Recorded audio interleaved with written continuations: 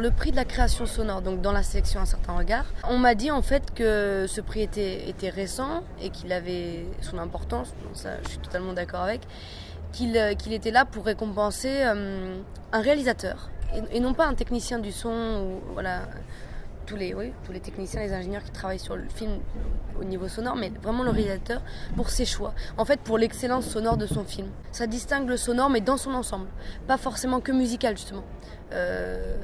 On a eu déjà des débats là en milieu de semaine où un film, bon je vais pas le citer parce que j'ai pas le droit, mais nous plaisait beaucoup, mais en même temps c'était très, on récompensait, on s'en est rendu compte, on avait apprécié la bande son du film.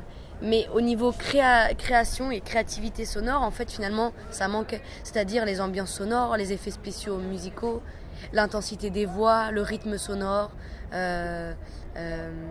et comment tout ça participe à la narration du film, à l'esthétique du film. C'est un tout et c'est hyper intéressant parce qu'au final, bien qu'on soit sensible, qu'on soit sensible au son, je vous dis, moi j'écoute énormément de musique, voilà, ça fait partie maintenant un peu de ma vie.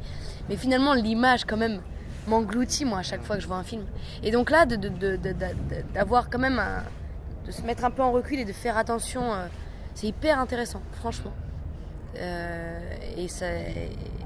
Et le sonore, quand il est bien utilisé et il sublime en fait un film, il est essentiel.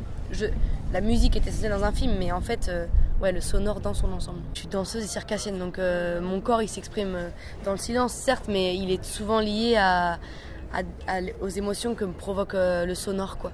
Et je travaille souvent dans les spectacles à partir de musique. Après, au cinéma, c'est plus pour ressentir des émotions que je vais m'immerger je vais me mettre dans des bulles un peu musicales avant certaines scènes où ça va complètement m'aider à me créer des images qui vont m'amener là où je veux dans ce que mon personnage doit ressentir, quoi. J'ai commencé à 7-8 ans au conservatoire de ma ville, quoi, comme une activité extrascolaire, et j'ai poursuivi pendant 10 ans.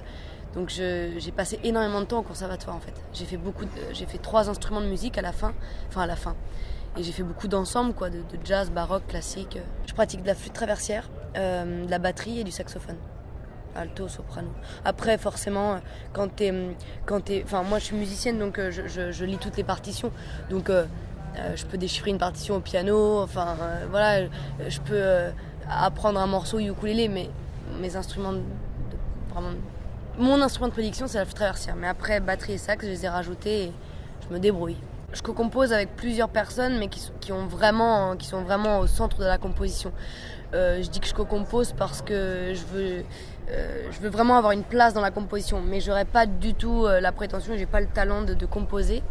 Évidemment, au cinéma, on interprète des rôles, donc on part de nous, mais on se transforme, on devient quand même un aspect de nous, peut-être presque exacerbé, qui en fait un personnage qu'on contrôle pas, qui n'est pas nous dans la vie. Dans la musique, on est peut-être plus nous, entre guillemets, mais moi, j'ai pas l'impression d'être... comment dire ? L'image est souvent figée plus sur un chanteur, c'est une personnalité, quoi. Ce qu'on peut être en dehors des films, quand on les présente et tout ça, on devient une personnalité.